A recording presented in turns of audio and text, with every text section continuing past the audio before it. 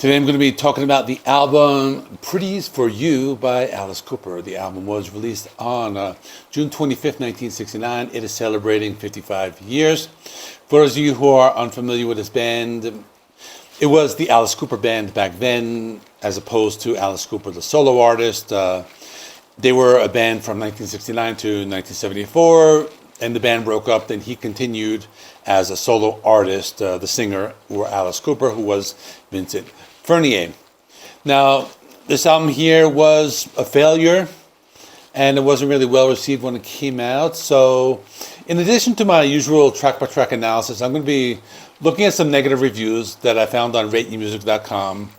And then we can see what was the problem, what people didn't like. And then let me also say that it's always been a divisive album. I've had people tell me that it's their favorite Alice Cooper album out of their entire discography.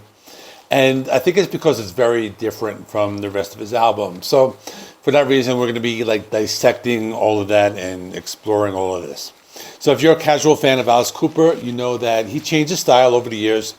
He played hard rock in the early 70s with this big theatrical stage show.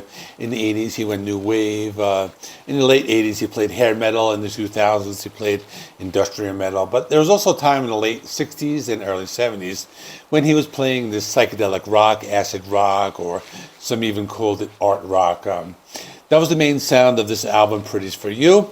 The songs are pretty weird, and a lot of them have weird time signatures and weird arrangements.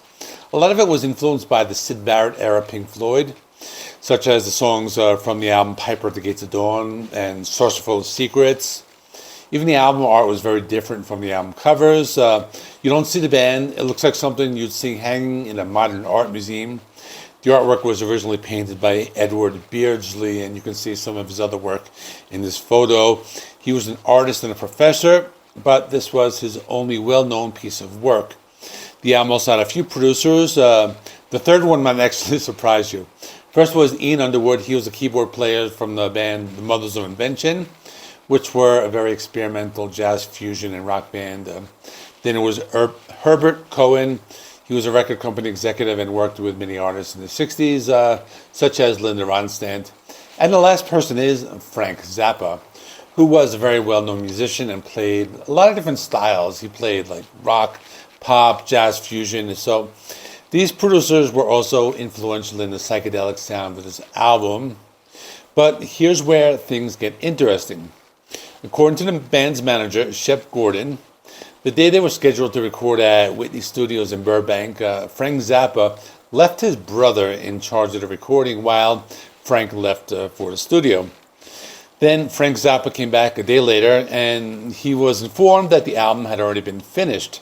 So what happened was that they recorded the entire album when the band was just rehearsing. So in all actuality, there was no producer in the studio during the whole recording process. Let us now look at what some of the major critics as well as internet critics said that were some of the problems with this album, and we can dissect it. So Lester Bangs of Rolling Stone felt that there was no hints of life, spontaneity, joy, rage, or any kind of authentic passion or conviction. However, he stated that within the context of Alice Cooper's self-imposed limitations, the album is listenable. He concluded the review by saying, Alice Cooper's music is, for this reviewer at any rate, totally dispensable. So I can agree with that statement. I think this album was put together very quickly, and the band did not have a true vision of what they wanted to do. They thought they could be a psychedelic rock band, but for some reason that style didn't really work out for them. Now let's look at some of the negative comments left on rateyourmusic.com. I'm going to start with a review from a user who goes by the name Walter12. He says, not only is the album deeply rooted in late 60s psychedelia, but it carries a weird for weirdness sake vibe that purposely avoids accessible hooks. The record also features an overblown production style and lots of sloppy instrumentation, alternatively recalling the contemporaneous acid rock and garage rock movement. So this goes back to the fact that it was released on Frank Zappa's label, and I think the big problem was the album was that they were focusing more on being weird and less on writing memorable songs that would stand the test of time, like they did on subsequent albums like these albums, Killers, Love It to Death, like these are awesome. Those are great albums. But this reviewer also goes on to say that perhaps even more importantly for Alice Cooper fans, Alice himself is rarely recognizable on vocals. Many of the vocal lines are harmonized, and when Alice is properly highlighted, he rarely activates that glammy theatricality for which he would become famous. So that's a really big factor. I think this person hits the nail on the head with that statement. That's kind of why it's forgettable. Like one of the key features of the great Alice Cooper albums is he has these very distinguishable vocals. There was another review from a user named Death Metal Doll, and this person says the guitars of Micah Bruce and Glenn Buxton sound really primitive, but they are prominent enough to give the affair a heavy psych approach. Check out Fields of Regret and Reflected. This album hasn't any real highlights, just a couple of songs to mention: Today Mueller and Levity Ball, Live at the Cheetah, the latter bringing English groups like Deep Purple and Led Zeppelin to mind. So yeah, I can agree with the statement. The reviewer also states that there were very few standout songs, and I think that's a big problem. I think the song that stands out the most is Levity Ball. And for me, I think it reminded more of early Pink Floyd as opposed to him saying Led Zeppelin or Deep Purple. I didn't really get that. But now, for the sake of contrast, I'm going to read a quote from a reviewer named Vinyl Music Fan 1999, and he gave this album 5 stars, and the title of his review was, by far my favorite Alice Cooper album. So he says, the songwriting is very weird and out there in the best way possible. I know that a lot of fans of Alice Cooper's later work don't like this, but if you're a psych fan like myself, definitely check this out. So what I get from this statement is that this album is specifically tailored for people who are into that weird psychedelic art rock from the 60s, but it's not for someone who is a big fan of Alice Cooper's discography in full. So now I'll go track by track. I'm going to say what I like about each song, what I don't like about the song. So let me get into this. Titanic Overture is a short instrumental, and it's a little over a minute. It's kind of weird to start the album off this way. It's just the sound of organs. I know bands like to start off their albums with instrumentals to set the stage, but it was a weak song. Then there's 10 minutes before the Worm. Another song under 2 minutes. It has some weird noises in the beginning, and it just sounds like the band are testing their instruments at first.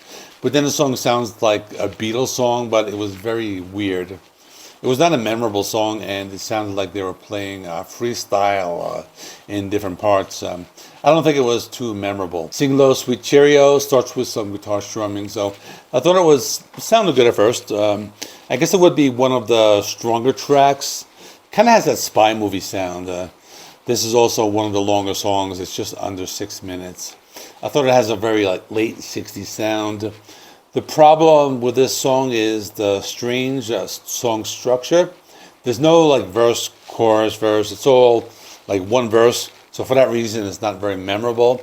The production is also strange. I'm listening with headphones, and it feels very uneven. With some parts feel louder and other parts feel unbalanced. But with that being said, there were a few parts of the song that I liked, like the harmonica solo. Then there was a song called Today Mueller.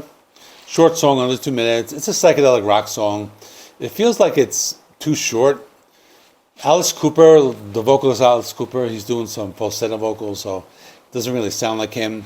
The song also has that stop-start rhythm that's kind of strange. The second part of the song sounded like folk rock. It wasn't too bad, but still just very weird. Another song called Living, and it has some elements of hard rock with a guitar tone, and the song itself sounded like some rock from the 60s. I guess it wasn't too bad, but also lacks memorability. But on the plus side, the guitar solo is really cool with a heavier tone. But I thought it sounded like a generic rock song from the 60s. Then there's Fields of Regret, the other long song that's just under 6 minutes. I thought this one was trying to be very weird and experimental, and they're trying different sounds. It's another one of those songs that had a very odd structure. It was almost as if everyone was doing their own thing on each of their instruments. This had a very psychedelic sound, some heavy bass guitar, some psychedelic electric guitar playing. Also had some harmonic in some parts. I think they turned the song into some kind of jam session, which is why it feels like it goes on for a long time. But it doesn't have enough like twists and turns. I also thought they were trying to sound like the Doors at one point.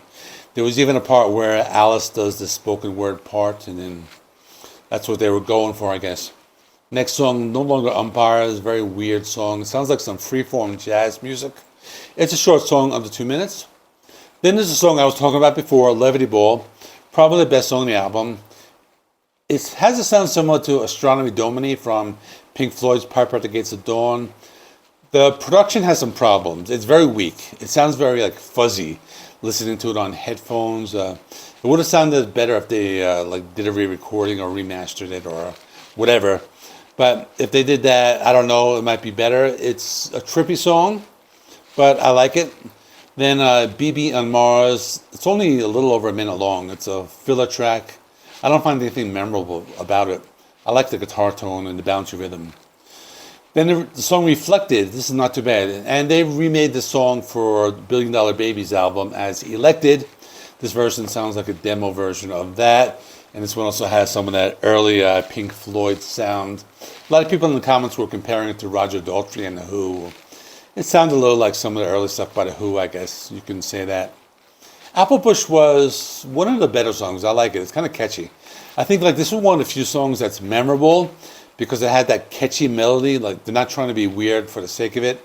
It sounds like a pop rock song from the 60s, but it's one of those like stick in your head types of songs.